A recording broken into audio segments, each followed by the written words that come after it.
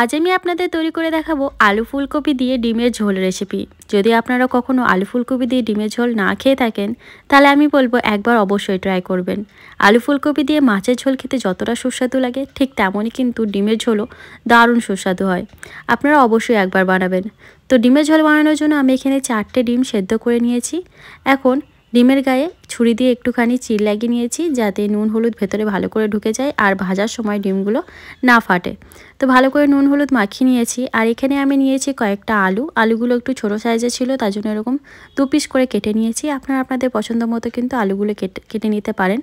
আর নিয়েছি কয়েক পিস ফুলকপিগুলোকে হালকা গরম জলে আমি ধুয়ে নিয়েছি, কারণ ফুলকপির ভেতরে অনেক সময় পোকা থেকে যায়। তার জন্য কিন্তু চেষ্টা করবেন ফুলকপি রান্নার আগে অবশ্যই গরম জলে ওয়াশ করে নেওয়ার, তাতে খুব ভালো করে কিন্তু পরিষ্কার হয়। এখন একটা মশলা তৈরি করছি, তার জন্য মিক্সিং জারে দিয়েছি কাঁচা লঙ্কা, শুকনো লঙ্কা, 1 ইঞ্চ আদা আর 3 কোয়া রসুন। এখানে আদার পরিমাণটা রসুনের থেকে কিন্তু একটু বেশি থাকবে। আর দিয়ে দিলাম একটা ছোট সাইজের পেঁয়াজ, দিচ্ছি 1 টেবিল স্পুন গোটা জিরে। এখন জল দিয়ে এটার একটা ফাইন পেস্ট তৈরি করে রাখবো। এদিকে কড়াইতে তেল গরম করতে বসিয়ে দিয়েছিলাম। তেল গরম করে এখন আমি ডিমগুলোকে প্রথমে ভেজে নিচ্ছি। তো ডিমগুলোকে একটু লাল করে ভেজে নিচ্ছি। আবার খুব বেশি লাল করে ভাজার দরকার নেই, খুব বেশি ডিম ভাজলে কিন্তু ডিমটা একদম শক্ত হয়ে যায়, ডিমের ওপর ভাগটা। তো দেখুন ডিমগুলো আমার ভাজা হয়ে গেছে। এখন আমি তেল থেকে তুলে নেব। কড়াইতে যে তেল আছে সেই তেলের মধ্যে এরপর আমি ফুলকপিগুলো ভেজে নেব। ফুলকপির মধ্যে দিয়ে দেবো অল্প পরিমাণে লবণ আর হলুদ। এখন ফুলকপিগুলোকে একটু লাল করেই ভেজে নেব।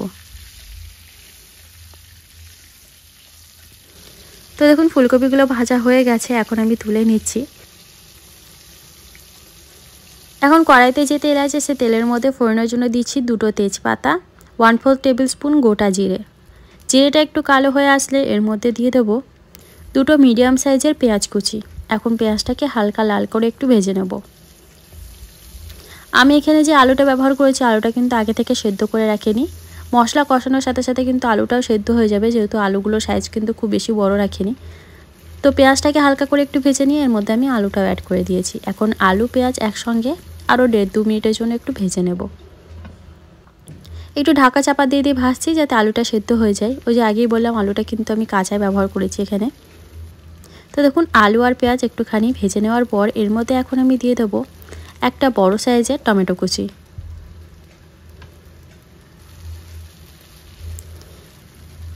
একই সাথে এর মধ্যে আমি অ্যাড করব প্রথমেই যে মশলাটা তৈরি করে রেখেছিলাম সেই মশলাটা। এর মধ্যে দিয়ে দিচ্ছি পরিমাণ মতো লবণ আর 1 টেবিল স্পুন হলুদ গুঁড়ো। এখন খুব ভালো করে কিন্তু আমাদের মশলাটাকে কষিয়ে নিতে হবে। এই মশলাটাকে কষাতে কষাতে কিন্তু আলুটাও খুব সুন্দরভাবে সেদ্ধ হয়ে যাবে। যতক্ষণ না মশলা থেকে তেল ছেড়ে আসছে ততক্ষণ কিন্তু খুব ভালো করে মশলাটাকে কষাতে হবে। মোটামুটি 8-10 মিনিট টাইম নিয়ে আমি এই মশলাটাকে এখন কষাবো। এইভাবে ঢাকা চাপা দিয়ে দিয়ে মাঝে মাঝে একবার ঢাকনা খুলে একটুখানি নেড়ে ছেড়ে নিচ্ছি। আর যদি মনে হয় যে মশলাটা একদম ড্রাই হয়ে গেছে তাহলে কিন্তু অল্প অল্প জল দিয়ে মশলাটাকে কষাতে হবে।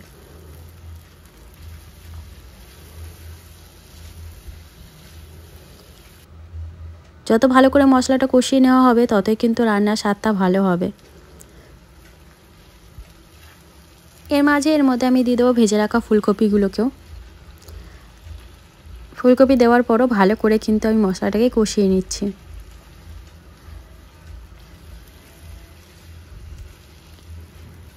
তো দেখুন ফুলকপি দেওয়ার পরও বেশ কিছুক্ষণ কিন্তু কষিয়ে নিয়েছি। দেখতেই পাচ্ছেন মশলা থেকে কিন্তু একদম তেল ছেড়ে এসছে। এখন এর মধ্যে আমি দিয়ে দেবো ভেজে রাখা ডিমগুলো দেওয়ার পর আরও 2 মিনিটের জন্য একটুখানি কষিয়ে নেব। তো সব শেষে ডিমটা দিয়ে আমি 2 মিনিটের মতো একটুখানি কষিয়ে নিচ্ছি। এইভাবে ডিম দিয়ে কিছুক্ষণ কষালে কিন্তু রান্নার স্বাদটা বেশ ভালো হয়।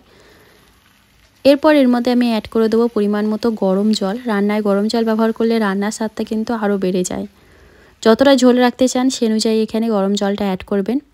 আমি মোটামুটি 2 কাপের মতো গরম জল অ্যাড করলাম। সব কিছু একবার ভালো করে মিশিয়ে নিচ্ছি। এখন এর মধ্যে দিয়ে দেবো বেশ কিছুটা পরিমাণে ধনেপাতা। তো যেহেতু গরম জল ব্যবহার করেছি খুব তাড়াতাড়ি কিন্তু ঝোলটা ফুটে উঠবে। দিয়ে দিলাম কয়েকটা চেরা কাঁচা লঙ্কা। আর সবশেষে এর মধ্যে দিচ্ছি গরম মশলা গুঁড়ো।